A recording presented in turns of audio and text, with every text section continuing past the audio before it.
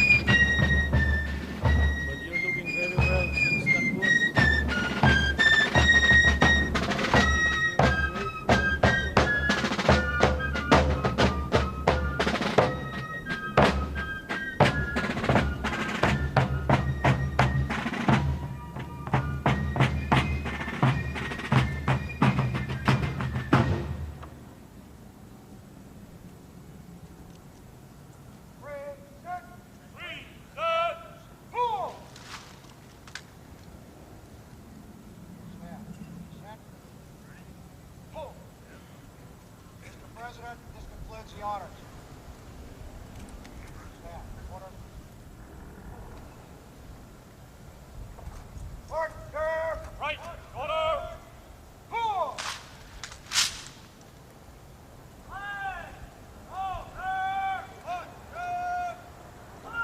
Out. Order. Halt.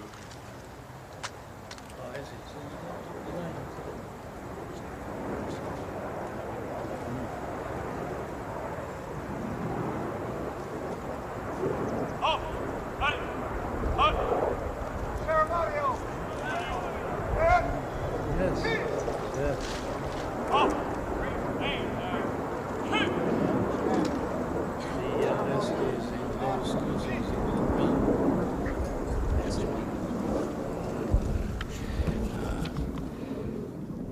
Mr. President, Mrs. Marcos, it gives me special pleasure to welcome you to the United States. Mrs. Reagan and I have been long looking forward to returning the hospitality you showed us on our 1969 visit to your country. Our two peoples enjoy a close friendship, one forged in shared history and common ideals. In World War II, Americans and Filipinos fought side by side in the defense of freedom, a struggle in which you, Mr. President, personally fought so valiantly.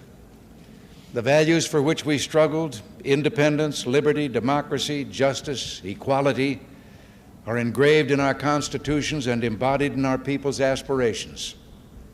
Today, our ties remain strong, benefiting each of us over the full range of our relations. Politically, we tend to view many world issues the same general way. Yours, Mr. President, is a respected voice for reason and moderation in international forums. The Philippines, with its ASEAN partners, has taken the lead in search for self-determination for the people of Kampuchea. In that vein, let me also pay tribute to you and Mrs. Marcos' personal leadership and commitment to the care of refugees in Southeast Asia.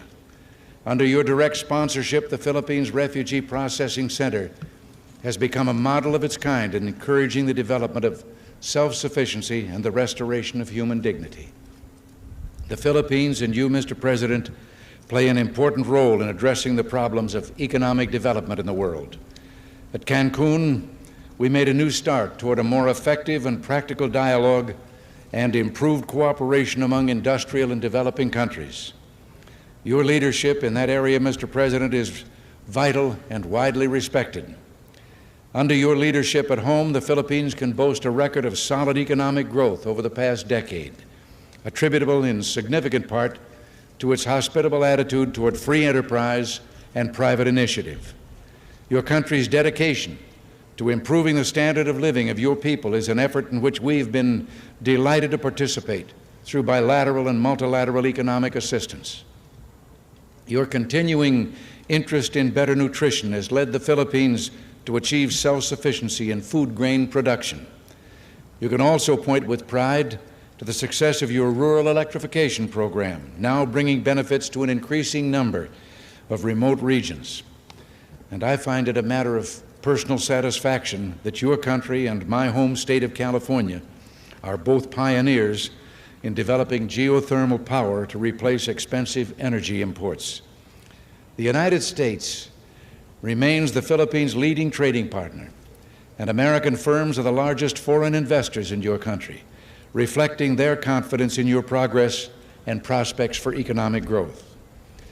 We have welcomed the growing two-way trade between our nations and have been pleased that we've been able to keep our markets for the products of your growing manufacturing and industrial sector the most open of any country in the industrialized world. America considers itself especially fortunate to have nearly 1 million persons of Filipino heritage now residing in our country.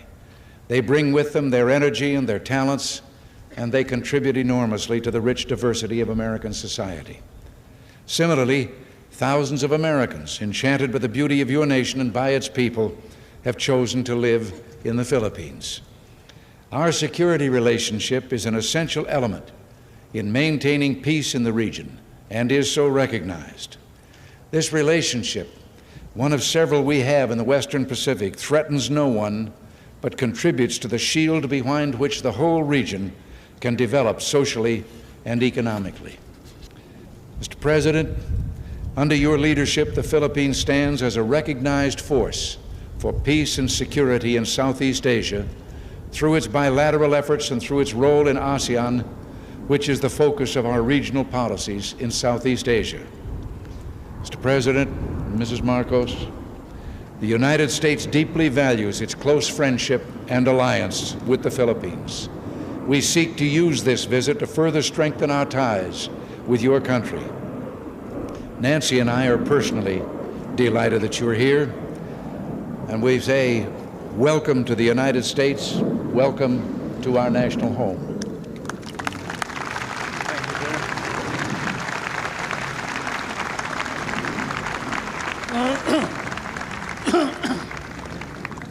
Thank you very much, President Reagan.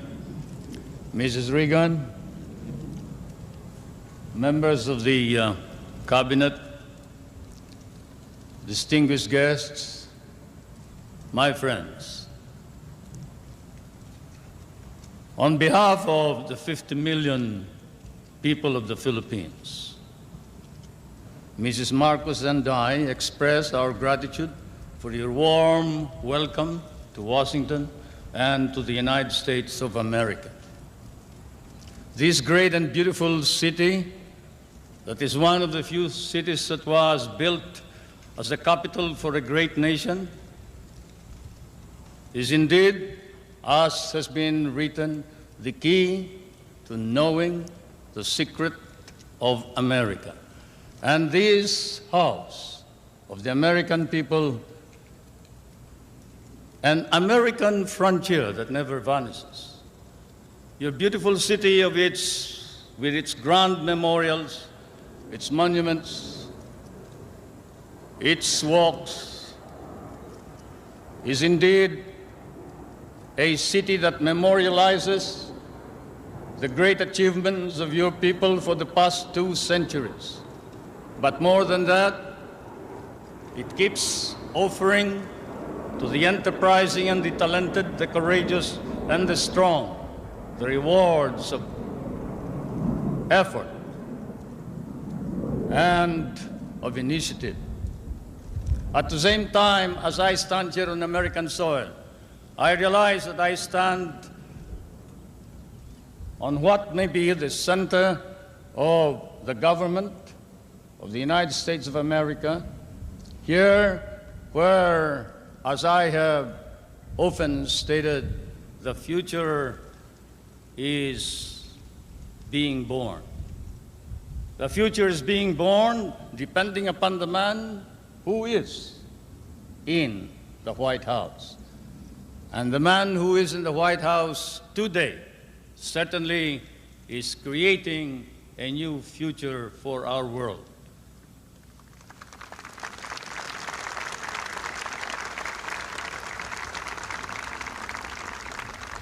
For Mr. President, I come from that part of the world wherein the poorest of the world's population live.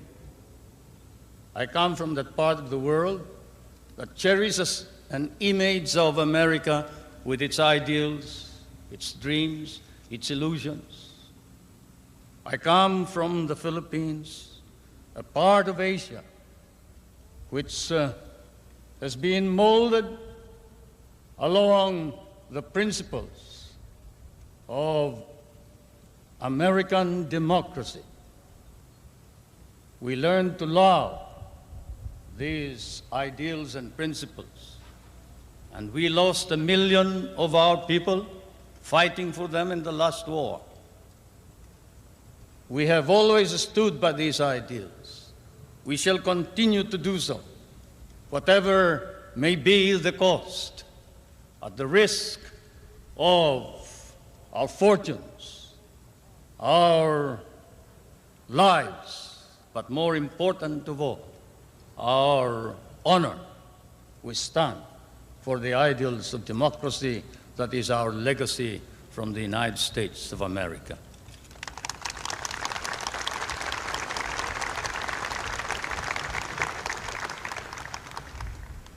I did not come to burden you further with additional problems, Mr. President. For I know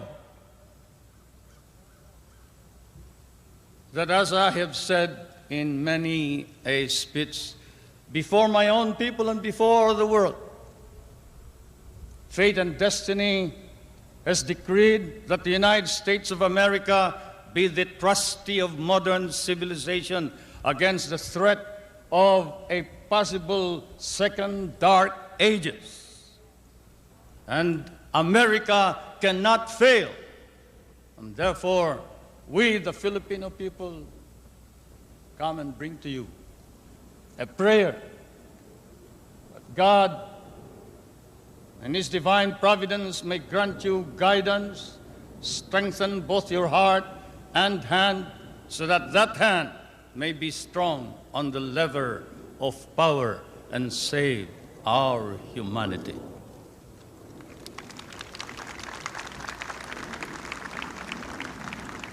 If America fails, then the world is lost. And thus, Mr. President, I can assure you that throughout all of Asia, there is nothing but a reservoir of goodwill for you, the American people, and the United States of America. Once again, may I say thank you for your warm welcome and your hospitality, which I know we will never be able to reciprocate. Thank you.